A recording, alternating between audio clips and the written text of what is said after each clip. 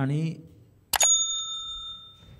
राहुल गांधींनी जी पत्रकार परिषद घेतली आणि त्याच्यातनं जे पुराव्यानिशी त्यांनी सिद्ध करून दिलं की ह्या देशामध्ये वोट चोरी करून राष्ट्रीय सरकार स्थापन झालं, ह्याच्याबद्दल लोकांच्या मनात प्रचंड अस्वस्थता आणि राग आहे.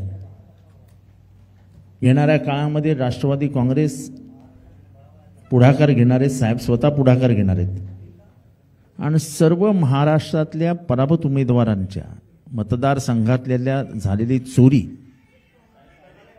ही उघडकीस आणणार आहेत. आता आमच्याकडे 2 मतदारसंघाचा काही प्रमाणात माहिती उपलब्ध आहे, वास्तव माहिती उपलब्ध आहे, कारण का त्याने अभ्यास केले गेले 6 महिने. त्याच्यातले एक आमचे शिरूरचे उमेदवार अशोक बापू पवार आणि दुसरे आमचे हडपसरचे उमेदवार श्री प्रशांत जगताप, ह्या दोघांनी जी काय माहिती जमा केली आहे त्या साहेबांच्या उपस्थितीत ते तुमच्या समोर मांडणार आहेत. पण त्याचबरोबर इथे न थांबता येणाऱ्या काळामध्ये अनेक उमेदवारांनी जे शोधकार्य केलं आहे आणि निवडणूक आयोगाच्या माध्यमातून महाराष्ट्राची निवडणूक आम्हाला हरवण्यासाठी जे प्रयत्न झाले आणि ते यशस्वी झाले, ते संपूर्ण प्रकरण उघडकीस आणण्याचं काम आम्ही करणार आहोत. मी पहिल्यांदा अशोक बापू पवार यांना विनंती करतो की त्यांनी पूर्ण माहिती पत्रकारांसमोर उघड करावी. आदरणीय साहेब, आदरणीय पत्रकार मित्र सर्व, शिरूर 198 विधानसभा मतदारसंघात आपल्या पुढं स्क्रीनला दाखवले जे रेड लाईन आहे ते वेगळे वरचे, म्हणजे त्यांचा संबंध नाही. त्याच्या खाली आपण जर पाहिलं तर केसनंद हे मतदारसंघातील माझं एक गाव आहे आणि घर क्रमांक 1 याच्या अंतर्गत 188 मतदार नोंद झालेली आहे. मी ग्रामविकास अधिकाऱ्यांचं आजच एक पत्र घेतलं की बाबा घर क्रमांक 1 हे कोण आहे मालक, तर त्यांनी ते पत्र पण दिलं. 188 यादी पण मी आपल्याला संपूर्ण देतो. ती मतदार यादी ही जी निर्वाचन अधिकाऱ्यांनी जी जाहीर केलेली यादी असती निवडणुकीच्या काळात फायनल, त्यातली ही नावं मी काढलेली आहेत. तर त्या आजच्या पत्रामध्येच त्यांनी मला कळवलं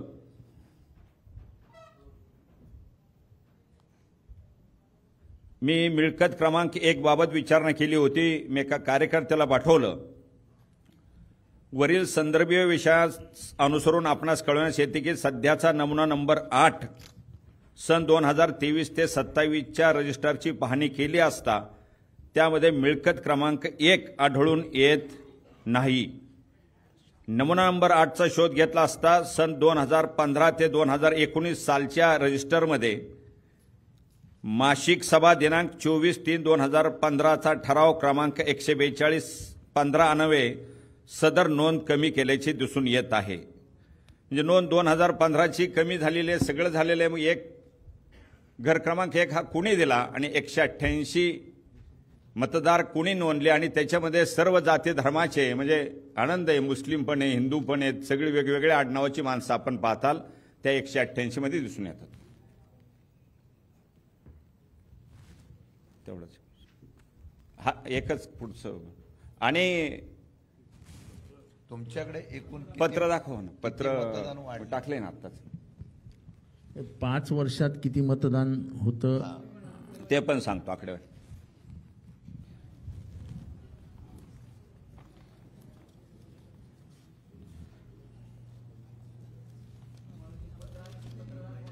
पत्र स्क्रीनवर दाखवा ना.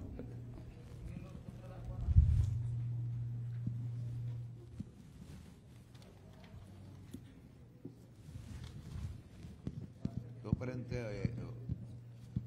वाढलेलं मतदान आणि बोगस मतदान तेव्हा सांगा. आणि जो माझा विधानसभा मतदारसंघ 198, लोकसभा 2024 ती कालची म्हणजे 2019 ते 2024च्या लोकसभेच्या 5 वर्षामध्ये मतदार संख्या 49,837 वाढली 5 वर्षात, आणि नंतरच्या लोकसभा 2024 ते विधानसभा 2024 6 महिन्याच्या मधल्या काळामध्ये 32,319 मतदार संख्या वाढली गेली. म्हणजे 5 वर्षात फक्त 49,837 आणि 6 महिन्याच्यात 32,319 ही मतदार संख्या वाढली गेली.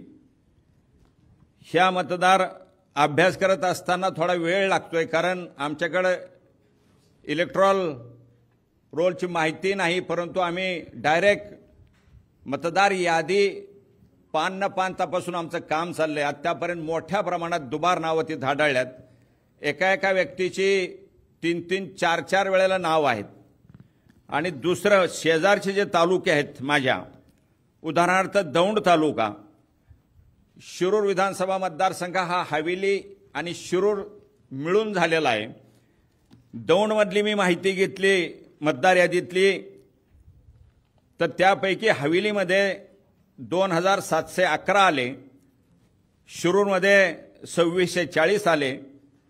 आंबेगावमधून जे ट्रान्सफर झालेत माझ्याकडे ते हवेलीत 1,413 आणि शिरूरमध्ये 1,987. पारनेरमधून जे ट्रान्सफर झालेत माझ्या मतदारसंघात ते हवेलीमध्ये 1,715 आणि शिरूरमध्ये 2,551. वडगाव शेरीमधून हवेलीमध्ये 2,272 आणि शिरूरमध्ये 2,173. असे मिळून हे 4च मतदारसंघ तपासलेत मी, तर 17,442 नावं ह्या मतदारसंघातून माझ्याकडे आले. आणि याची भक्कम माहिती माझ्याकडे की मतदार यांची नावं इकडं पण आहे आणि तिकडं पण आहे.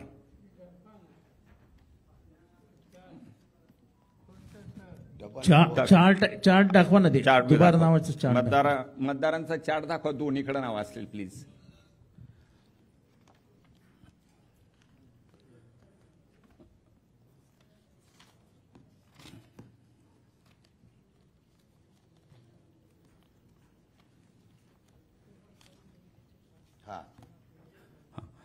आता जर आपण पाहिलं, आता दाखवलं तो चार्ट दाखव, त्याच्या मागचा हे महत्वाचं आहे. हे महत्व हे 1 मिनिट थांबा.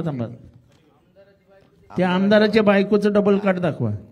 हे दोन्हीकडे पण नाव आहेत. पहा, फोटो कधीतरी तरुणपणा, आणि त्याच्या खाली आपण खालचा जो दाखवलाय आहिरे, आमदारांचं वरचं खाली वरती जरा 1 मिनिट खाली घ्या ना. कटके दाखवा, कटके खाली घ्या. मनीषा ज्ञानेश्वर कटके बघा, वर वर वरचं 1 नंबरच आहे ते आपण जे दाखवलेत आता. हां, थोडे खाली घ्या. हे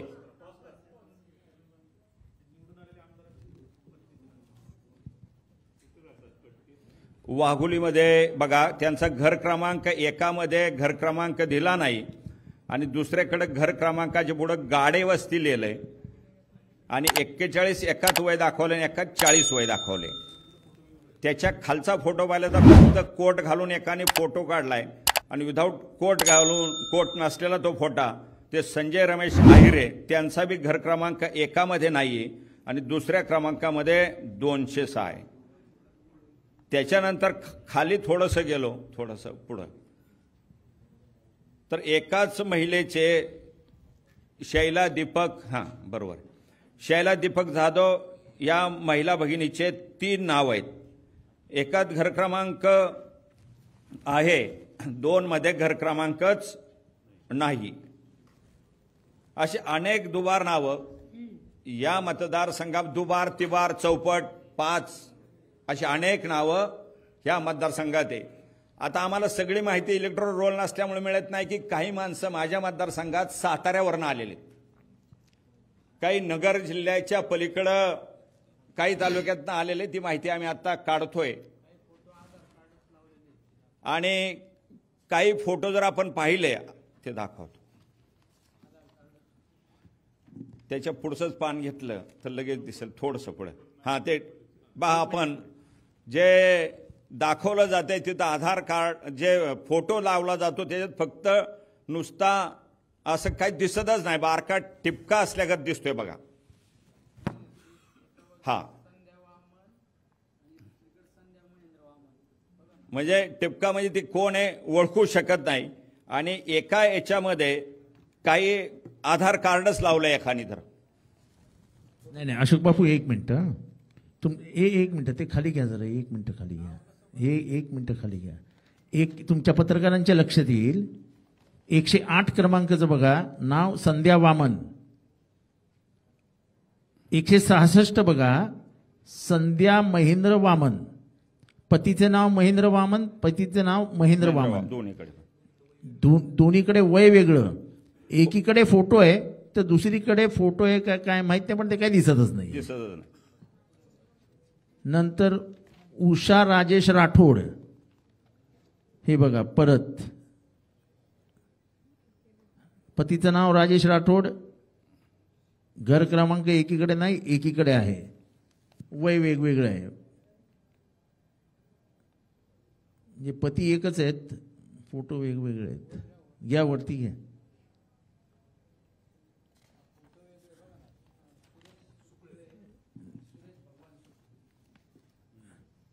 म्हणजे हे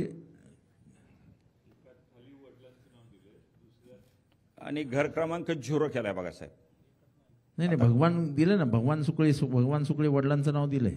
एकाच घर क्रमांक नाही आणि एकाच 0 नंबर दिलाय घर क्रमांक. 00 घे वरती घ्या. एकीकडे बघा, एक हळूहळू जरा खाली घ्या, जरा अल्पना चव्हाण खाली घ्या. हा अल्पना चव्हाण, अरे जरा खाली घ्या ना प्लीज. अल्पना चव्हाण, पतीचे नाव प्रमोद चव्हाण. अल्पना प्रमोद चव्हाण, पतीचे नाव प्रमोद चव्हाण. घर क्रमांक एकीकडे आदर्श कॉलनी, एकीकडे नो. फोटो वेगवेगळे, वेगवेगळे बूथ आहेत. म्हणजे मतदान करायला सोपं. हा बरोबर, म्हणजे मतदान करायला सोपं. इथे मतदान करून गेलं, शाई काढली, बाजूला गेलं, मतदान केलं, काम संपलं. म्हणजे निवडणूक प्रक्रिया ह्याचा हास्यविनोद करून टाकलाय. रंजना सूर्यवंशी, रंजना गोरख सूर्यवंशी, पतीचे नाव गोरख सूर्यवंशी, दुसरीकडे पण पतीचं नाव गोरख सूर्यवंशी. एकीकडे घर क्रमांक आवळवाडी आणि दुसरीकडे 274/15. वय वेगळं.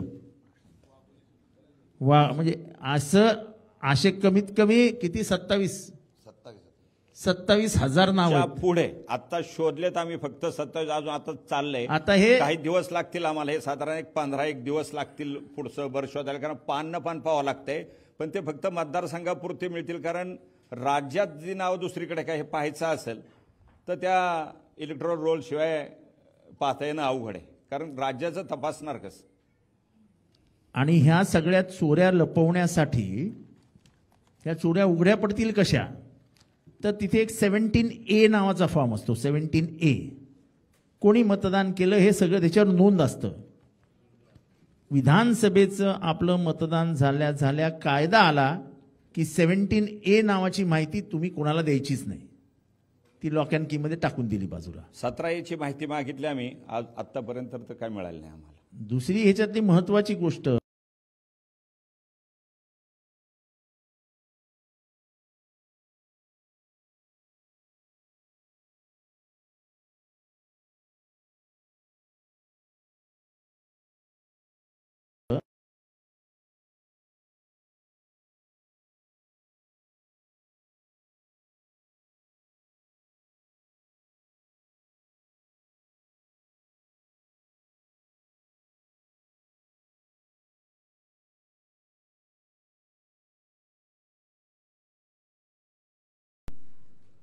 मग तुम्ही त्या महिलांची परवानगी घेऊन फुटेज काढलं होतं का, की तुम्ही महिला लाईनीत उभ्या राहणार आहात तर तुमचं आम्ही टीव्हीचं कव्हरेज करणार आहोत तर तुमची मान्यता द्या.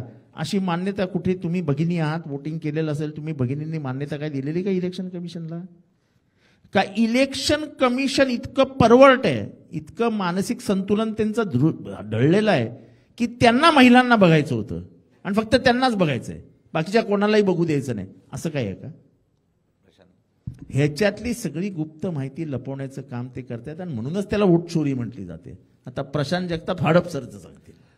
आदरणीय पवारसाहेब, माझा हडपसर विधानसभा मतदारसंघ आहे, ज्याच्यामध्ये लोकसभेचं जे मतदान मे 2024ला झालं आणि 2024च्या जूनमध्ये निकाल लागला. त्याच्यामध्ये आमच्याकडे डॉक्टर अमोल कोल्हे साहेब हे शिरूर लोकसभा मतदारसंघाचे खासदार म्हणून निवडून आले. माझ्या मतदारसंघामध्ये त्यांना 15,500चं लीड होतं. त्याच्यामुळं तिथं असणारे आमचे जे प्रतिस्पर्धी उमेदवार आहे किंवा महायुतीचे जे उमेदवार आहेत, त्यांनी निवडणूक आयोगाला हाताशी धरून जून 2024 ते सप्टेंबर 2024 साधारणतः 40,300 नावं ही नव्याने नोंदली गेली.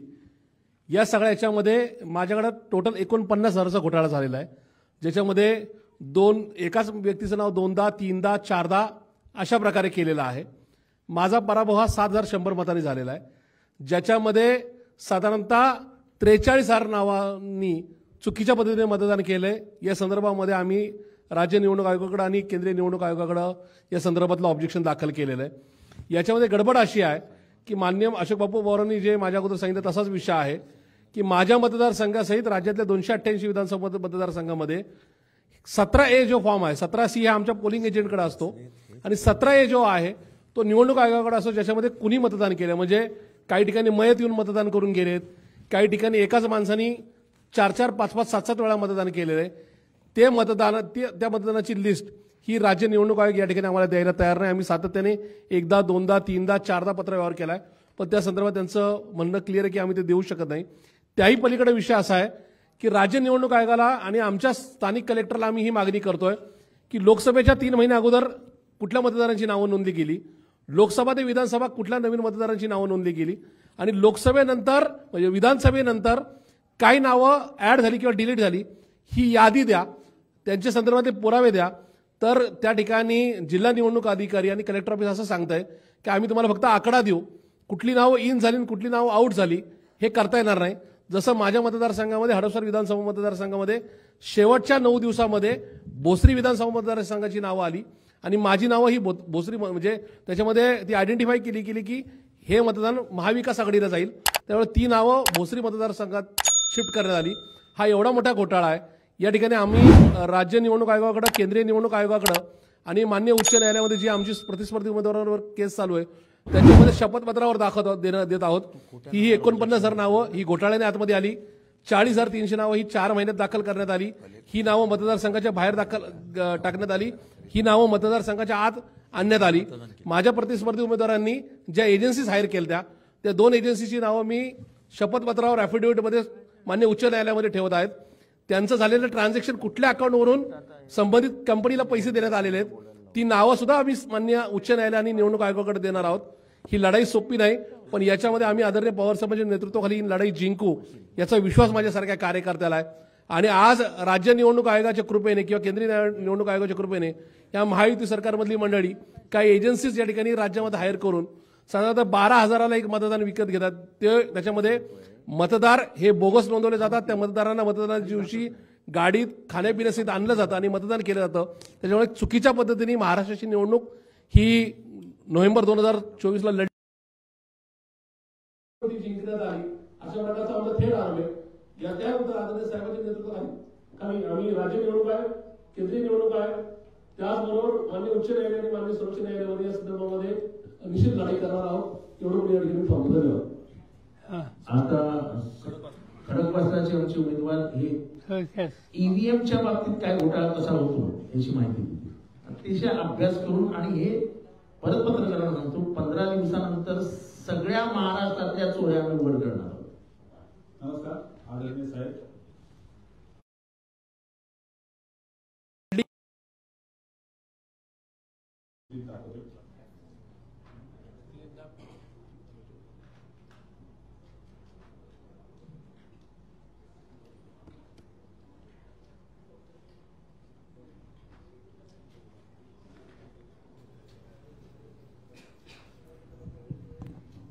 ही चिठ्ठी थांबलेली दिसते आपल्याला.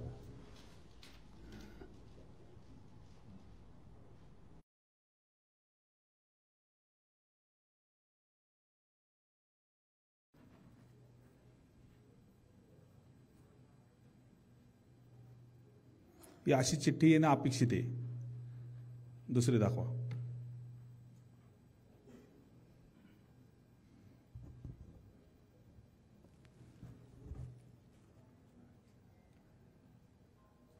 तुम्ही बघत असाल की एका क्लिपमध्ये चिठ्ठी येताना व्यवस्थित दिसते आणि दुसऱ्या क्लिपमध्ये तुम्हाला चिठ्ठी फक्त थांबलेली आहे, फक्त लाईट लागते आहे. त्यांनी मशिनीमध्ये असं मॅनिप्युलेट केले की जो पहिला वोटर्स येतो त्यांनी समजा तुतारी चिन्ह दाबलं तर ते तुतारी चिन्ह व्यवस्थित येते दिसते, परंतु सलग दुसरा जो मतदार येतो तर तो सलग जर दुसरा मतदार आला तर त्यांनी जर तुतारी बटन दाबलं तर त्याला पहिल्यानी दाबलेली तुतारी तीच दिसते आणि त्याला समाधान वाटतं की बाबा आपलं मतदान झालंय आणि तो पुढे निघून जातो. तो पुढे निघून गेल्यानंतर त्या इलेक्ट्रॉनिक व्हीव्हीपॅडला सेन्सर आहे आणि तुम्ही जर बघितलं असेल तर पूर्वी ज्या वेळेला पहिल्या बॉक्स वापरले गेले होते ते ट्रान्सपरन्स होते, पण आता गोगल कास्ट लावले झालेली त्याच्यामुळे आतलं काही दिसत नाही लाईट लागल्याशिवाय. आता ती एक दुसरी क्लिप दाखवा कटची, ते माणूस बोलतोय त्याचे.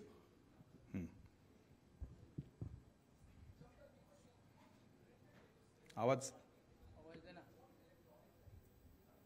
नहीं होता जब तक कि मशीन खुद प्रिंटेड पेपर स्लिप को काटती नहीं है, वोट इलेक्ट्रॉनिक तरीके से सीयू में रिकॉर्ड नहीं होता. याचा अर्थ असा झाला की जोपर्यंत ती चिठ्ठी आपली होल्ड आहे तोवर ते मशीनला कमांड देत नाहीये आणि जो ज्या वेळेला कटिंग होती ती तुमच्या डोळ्यासमोर दिसत नाही आणि त्यांनी फक्त बाकीच्यांचे सगळ्यांचे कट होतात. ज्यांचं मत त्यांना घ्यायचंय, जो 2 नंबरचा जो कॅन्डिडेट आहे विरोधी पार्टीचा, तर त्याला जर सलग 2 जणांनी मतदान केलं तर त्यातलं एक मत हे ती लोक चोरतात आहे. ते मशिनीमध्ये कसं चोरलं जातं त्याचं तुम्हाला हे प्रात्यक्षिक दाखवण्यात आलं. धन्यवाद. आता साहेब आपल्याला संबोधित करतील.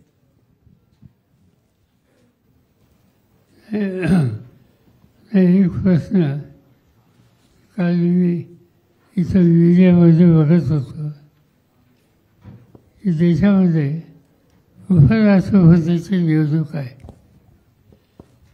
आणि या निवडणुकीच्यासाठी आमच्या बैठकाही झाल्या, आमचा निर्णयही झाला. आम्हा सगळ्यांच्या वतीनं सुदर्शन रेड्डी यांचा फॉर्मसुद्धा काल आम्ही भरला.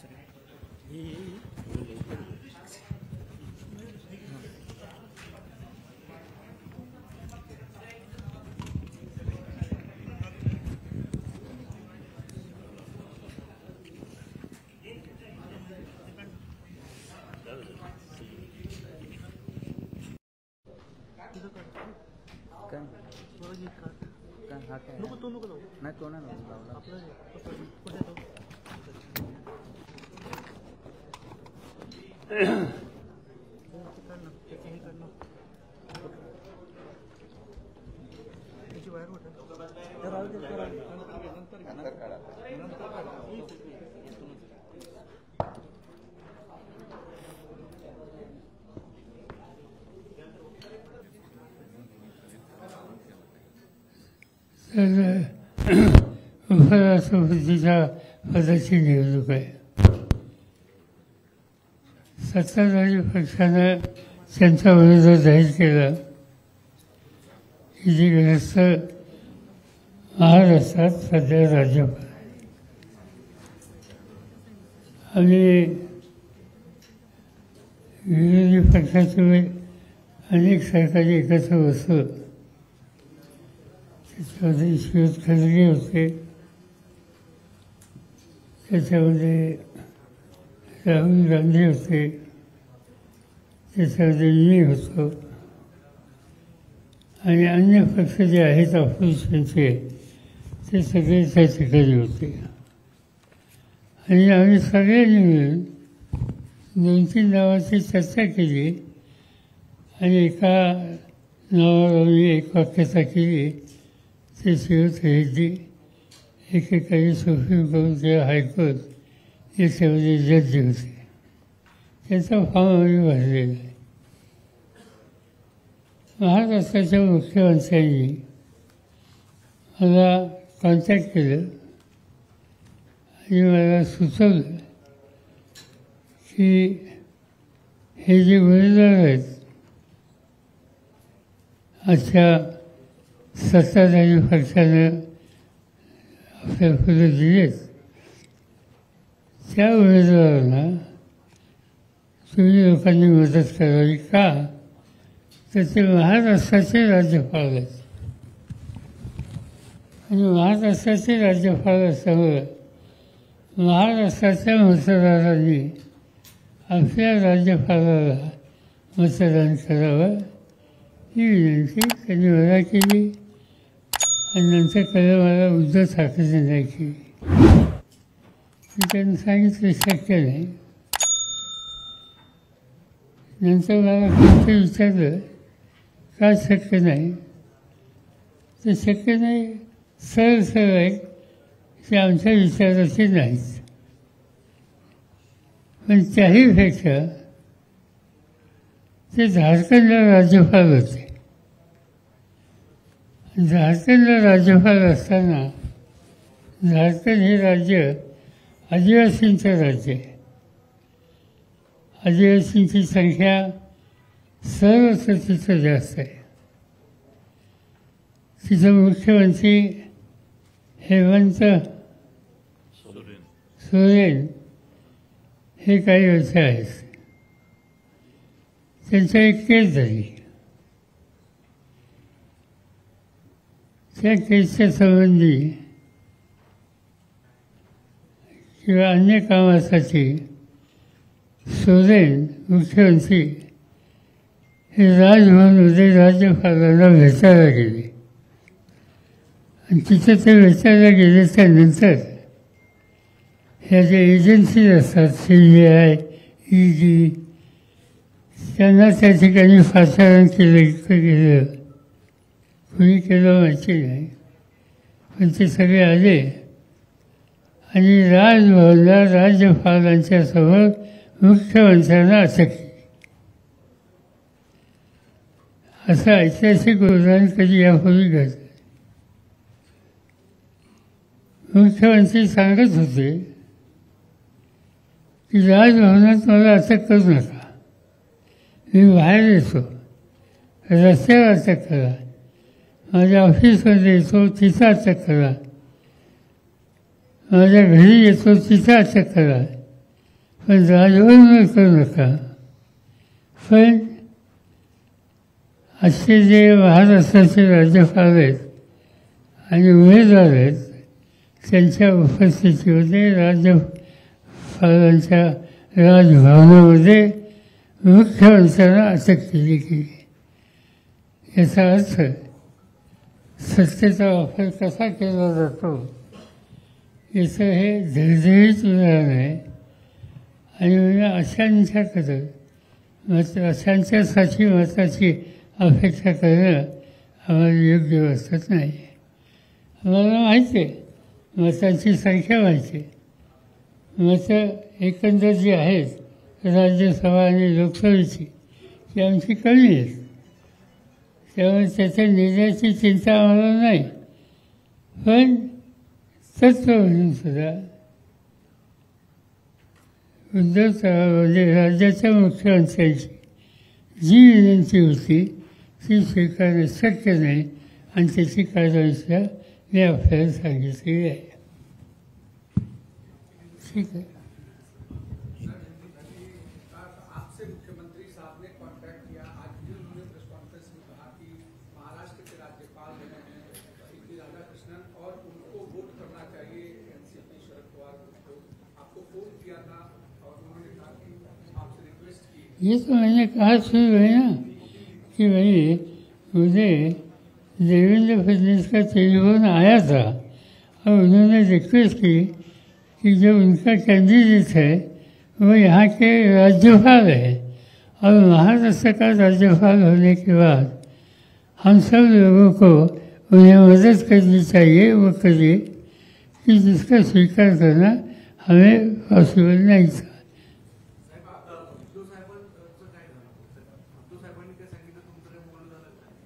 मला संजय राऊतांनी सांगितलं आमच्या चर्चा झाली नाही म्हणून निर्णय घेतला.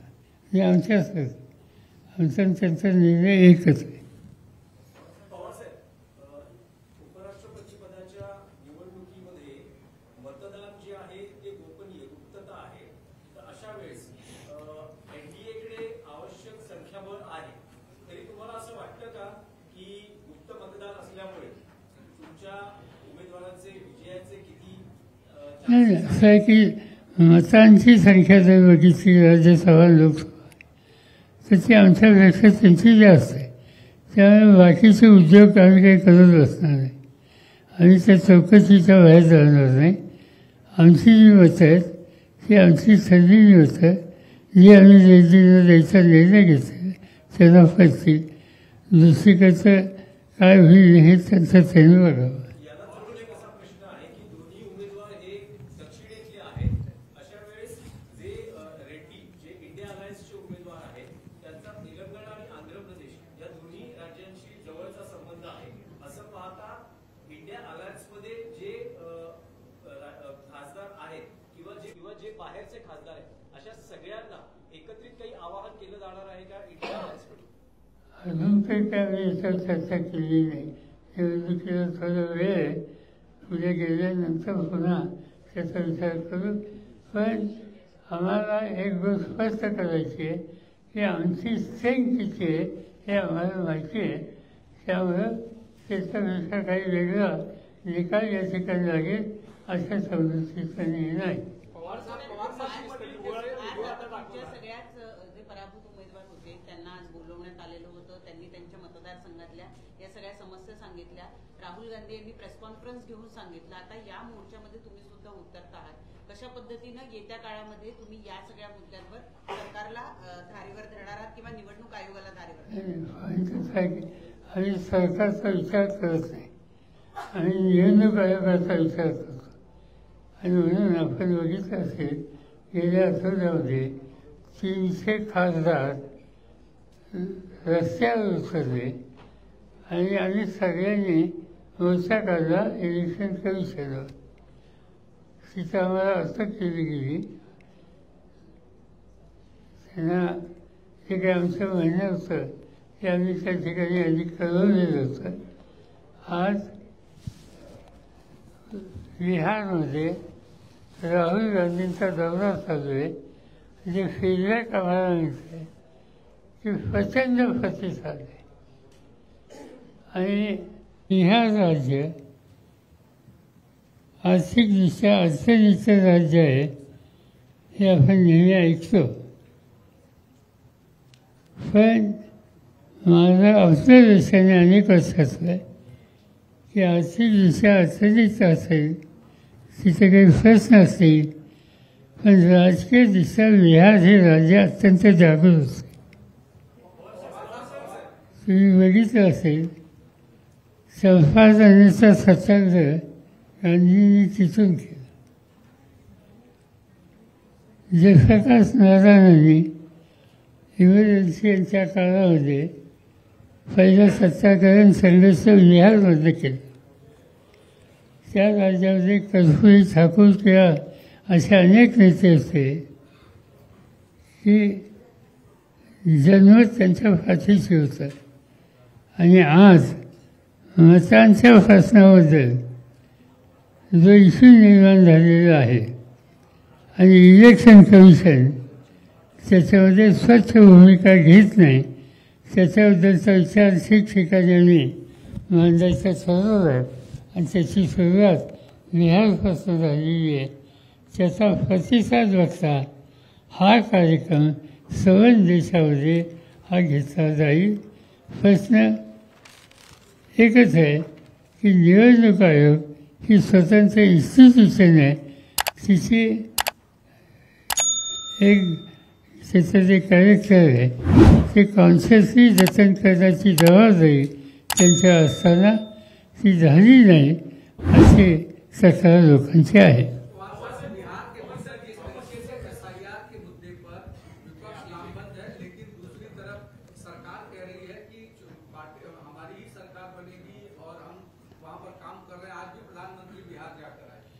ठीक है, वो तो कह सकते हैं हमारी सरकार बनेगी ये उन्हें कहने में नहीं क्या भाषा है वो तो कहेंगे।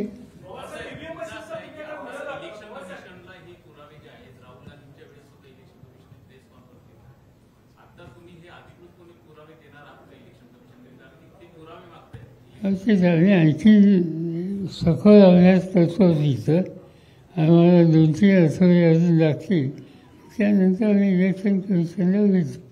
आमची काही फारशी अपेक्षा नाही, कारण इलेक्शन कमिशनला राहुल गांधी यांनी सगळे इश्यूज बांधल्यानंतर जी प्रतिक्रिया त्यांनी दिली, ती प्रतिक्रिया बघितल्याच्यानंतर त्यांच्याकडून इथं काही वेगळं सहानुभूती किंवा योग्य निर्णय होईल असं दिसत नाही.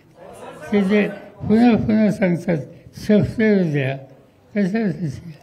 राहुल गांधींनी स्वच्छ सांगितलं की भारताच्या सभासद म्हणून ही शपथ घेतलेली आहे, आणखी याची काही वेगळी आवश्यकता नाही.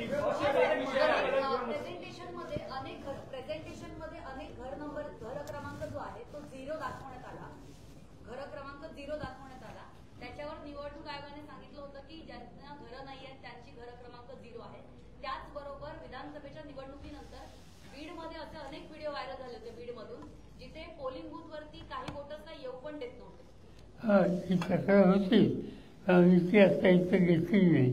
आणि घर क्रमांकाचं असं आहे की आमच्याकडं आणि विशेषतः राहुल गांधींनी जी माहिती दिली त्याच्यामध्ये अनेक घरं होती की जिथं क्रमांक नव्हता. पण त्याच्यापेक्षा झोपडपट्टीमध्ये घर आहे, एक व्यक्ती त्या ठिकाणी राहते आणि तिथे 140 लोकांनी मतदान त्या घराच्या नावावर केलेले आहे की जिथे एक व्यक्ती राहते. त्यामुळे या सगळ्याच्या खोलात आम्ही जाणार आहोत. एक याला जोडूनच एक माहिती सांगतो. माझ्याकडे एक मतदारसंघ आहे, त्यामध्ये 0 हाऊस नंबर आहे, डॅश हाऊस नंबर आहे, शेकडो नावं, शेकडो घरं आहेत त्याच्यात.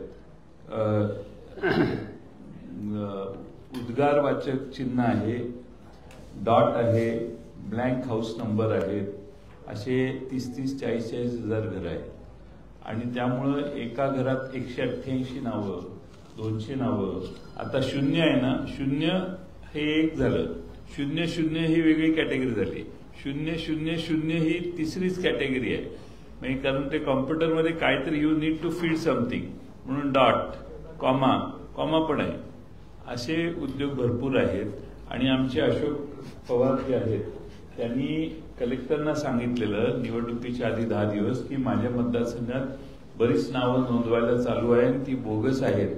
तर कलेक्टरने तत्कालीन कलेक्टरने त्यांना सांगितलं की आता आम्ही काही करू शकत नाही, याला ऑब्जेक्शन घ्यायला तर टाइम पण नाही. म्हणजे कंटिन्युअस मतदार यादीमध्ये माणसांची नावं घुसडण्याची यंत्रणा निवडणूक आयोगानेच केलेली आहे. आता प्रश्न एवढाच आहे, आता 188 मतदान आहे किंवा 164 मतं एका घरात आहेत. आता प्रश्न पुढे असा होईल की 164 माझं आव्हान आहे की आपल्या घरात किती नावं लागलेत हे बघा, नाही तर ती माणसं उद्या तुमच्या घराचा क्लेम करायला लागतील की हे आमचं घर आहे म्हणून. जरा ह्याच्यात अधिकची माहिती देतो. हे सगळं सांगितलं जाते ना, हे आत्ता नाही सांगत आहे आम्ही. हे 18 ऑक्टोबर 2024ला आम्ही निवडणूक आयोगाला एक पत्र लिहिलं होतं आणि पत्रकार परिषद घेतली होती की तुमचे सर्व्हर मॅनेज केले जात आहेत. जे काँग्रेस किंवा MBA शिवसेनेचे जे मतदार आहेत ते 10-10 हजार मतदार बाहेर फेकले जात आहेत, त्यांच्या जागी नवीन मतदार आणले जात आहेत. हे पत्र आम्ही इलेक्शन कमिशनला 18 ऑक्टोबर 2024लाच दिलंय की मतदार याद्यांमध्ये घोळ करण्याचा कार्यक्रम सुरू आहे आणि प्रत्येक मतदारसंघामध्ये 10 ते 15 हजार मतदारांमध्ये हे केलं जातंय, जेणेकरून आपल्या उमेदवारांना निवडून आणण्याचं काम सत्ताधारी पक्ष करतोय. ही तक्रार निवडणुकीच्या नंतरची नाही आहे, ही तक्रार निवडणुकीच्या आधीच आम्ही केलेली आहे.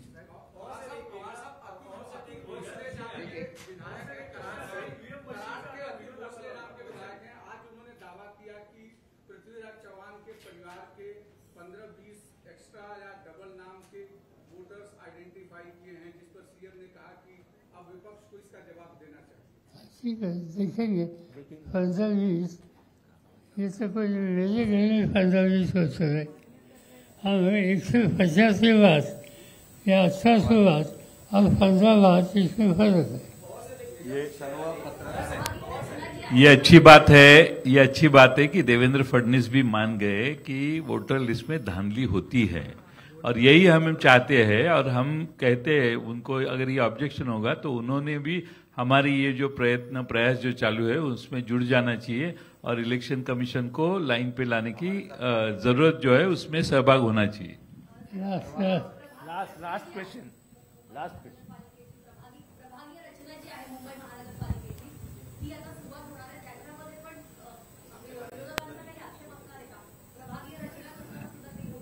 प्रभाग रचना ही सरकार पुरस्कृत असते।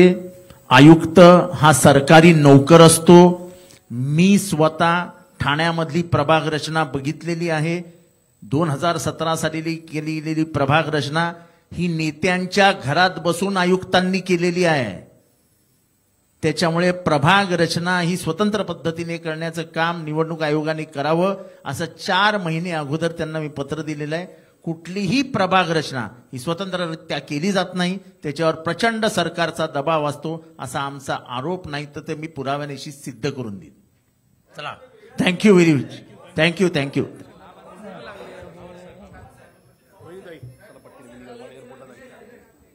शेवटचा प्रश्न।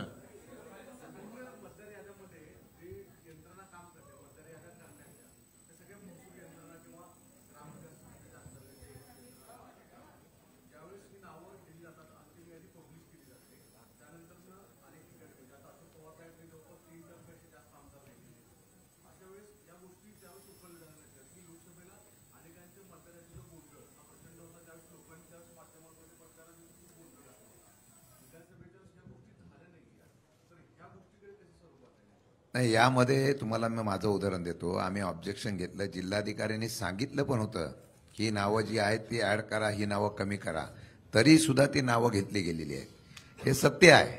त्यामुळे हे जे आहे तुम्ही सांगताय तसं काही नाही। त्यांनी ती मतदारामधली नावं ठेवली, वाढवली, हे सत्य आता बाहेर येत आहे आणि त्यातूनच निवडणुका जिंकलेल्या आहेत। आणि तुळजापूरला निवडणूक अधिकारी हुळंबे नावाचे, मी नाव देईन, माझ्या ट्विटरवर आहे, यांनी पोलिसात तक्रार केली आहे की माझ्यावर दबाव टाकला जातोय 10,000 खोटी नावं टाकण्याची। त्यांच्याकडे ऍड्रेस नाही, त्यांच्याकडे कार्ड नाही, पण माझ्यावर दबाव टाकलाय आणि तसा FIR आहे तुळजापूरला।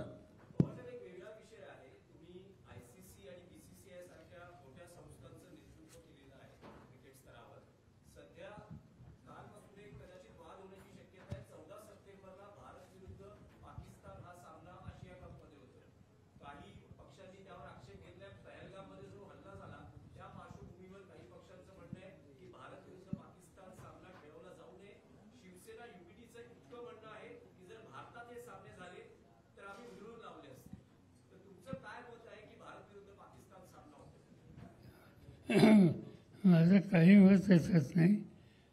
ही ज्या दिवशी इंटरनॅशनल क्रिकेट काउन्सिलचं अध्यक्षपद सोडलं त्या दिवशीपासून क्रिकेट मॅनेजमेंट या संबंधीचा विषय मी शोधले।